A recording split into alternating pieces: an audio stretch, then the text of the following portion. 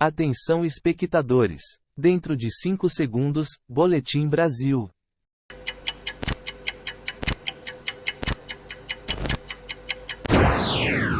Ministro do STF multa X por truque que deixou a rede disponível no Brasil. Chefe do Hezbollah diz que explosão de pagers e walkie-talkie é declaração de guerra. Vereadora de João Pessoa é presa em operação da PF contra o aliciamento violento de eleitores. Bebê de 1 ano se afoga em piscina de creche internado no Espírito Santo. Avião com o governador do Pará faz pouso forçado devido à fumaça das queimadas. E ainda, os números da última pesquisa Quest em algumas capitais do país. O Boletim Brasil começa agora.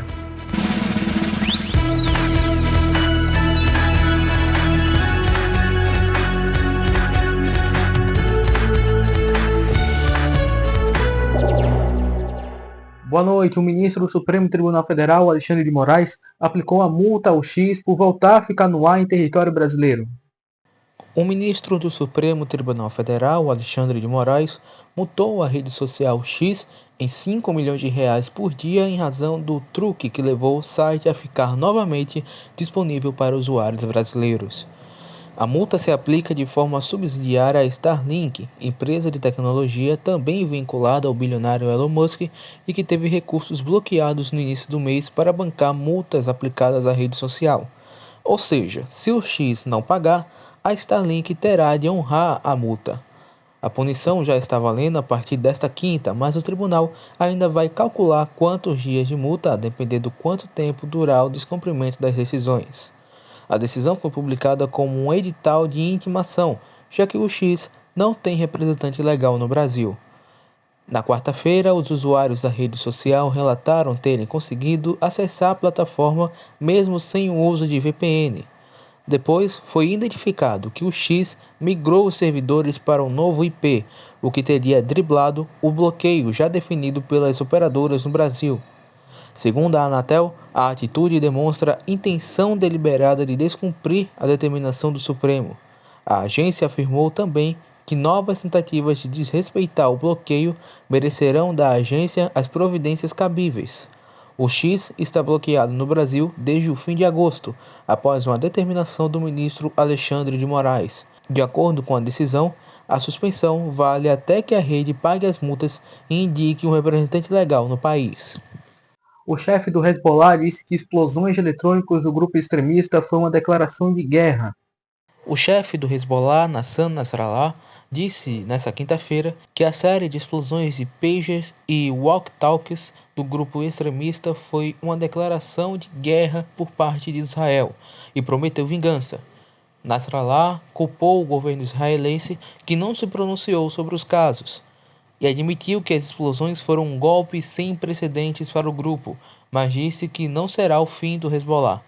Também nesta quinta, Israel começou a colocar em prática a nova ofensiva no norte do país, na fronteira com o Líbano, onde Hezbollah atua. O exército israelense atacou posições do grupo extremista que revidou, matando 2 soldados de Israel.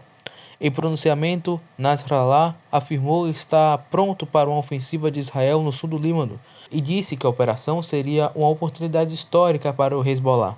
O grupo extremista controla boa parte do sul do Líbano, embora não tenha nenhuma ligação formal com o governo do país. Sobre os pagers que explodiram na terça-feira, Nasrallah afirmou ainda que o grupo extremista tinha mais de 4.000 dispositivos do tipo, pequenos aparelhos de recebimento de mensagem por texto usadas nas décadas de 80 e 90, mas que nenhum deles pertencia ao alto escalão.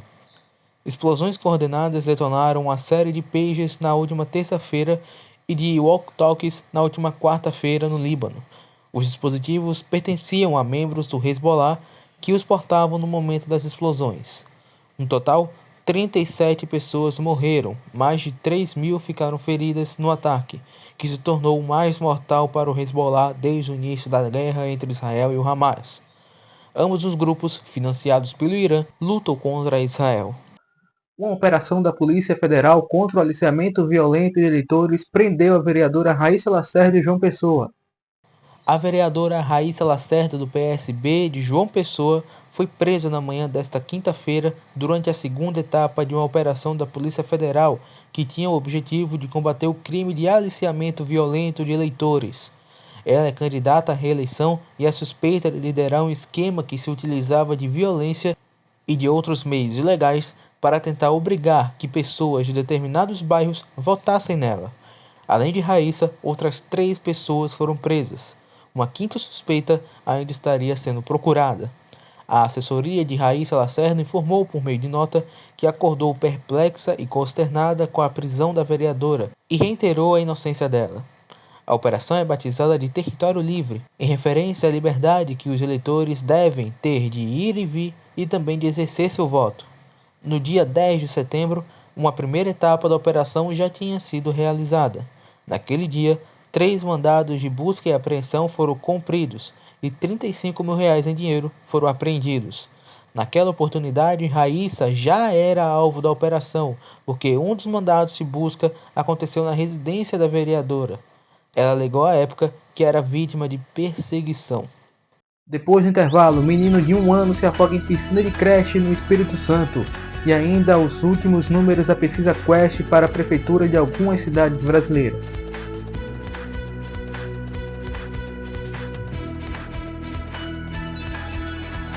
Toda segunda, quarta e sexta você fica muito bem informado aqui no Fala Mais Online.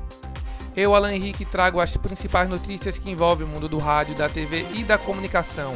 Tudo isso com muita credibilidade, bastante opinião e com a sua participação.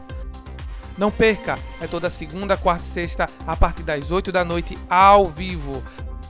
Acesse nosso site, se inscreva no canal e siga nossas redes sociais.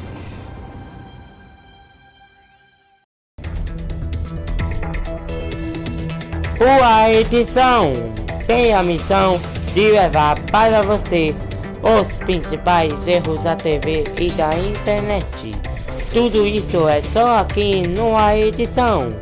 Todo sábado às 8 da noite. Não perca A Edição. Só aqui no canal João Victor Liberato Oficial.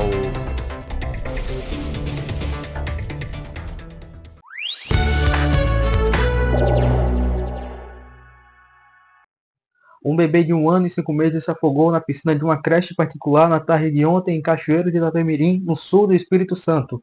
Uma funcionária encontrou a criança boiando na piscina. Junto com o dono do estabelecimento, eles realizaram os primeiros socorros e depois o menino foi levado em estado grave para um hospital da cidade, onde deu entrada em estado hipotérmico, bradicárdico e com extremidades de coloração azulada. O proprietário acredita que o portão de acesso à piscina não foi trancada.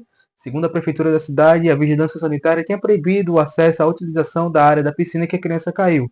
Fiscais foram até o local na manhã de hoje para interditar totalmente o espaço. Um avião que transportava o governador do Pará, Helder Barbalho, do MDB, precisou fazer um pouso forçado em Santa Maria do Pará na noite desta quarta-feira. A situação se deu devido à baixa visibilidade causada pela fumaça de incêndios que atinge a região. O fato se deu após ele participar de uma agenda em Irituia, no nordeste do estado. Em um vídeo divulgado nas redes, ele relata o ocorrido. O governo do Pará decretou estado de emergência por causa do aumento das queimadas e da seca no estado na última terça. A medida que vale para todo o território paraense considera a redução dos níveis dos rios, impactos na agricultura e no abastecimento de água potável na região.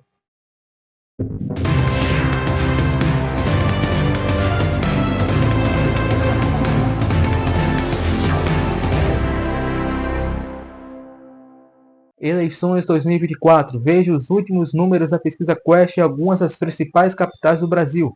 A margem de erro é de 3 pontos percentuais, para mais ou para menos. Em Salvador, Bruno Reis, do União Brasil, aparece em primeiro lugar com 74% das intenções de voto. Com a margem de erro, tem de 71% a 77%. Geraldo Júnior, do MDB, aparece em segundo lugar com 6% das intenções de voto. Com a margem de erro, tem de 3% a 9%. Kleber Rosa, do PSOL, aparece em terceiro lugar com 4% das intenções de voto. Com a margem de erro, tem de 1% a 7%. A pesquisa foi encomendada pela TV Bahia. Em Belo Horizonte, Mauro Tramonte, do Republicanos, aparece em primeiro lugar com 27% dos votos. Com a margem de erro, está entre 24% e 30%. Fuad Noman, do PSD, aparece em segundo lugar com 20% das intenções de voto. Com a margem de erro, está entre 17% e 23%. Bruno Engler, do PL, aparece em terceiro lugar com 16% das intenções de voto. Com a margem de erro, está entre 13% e 19%.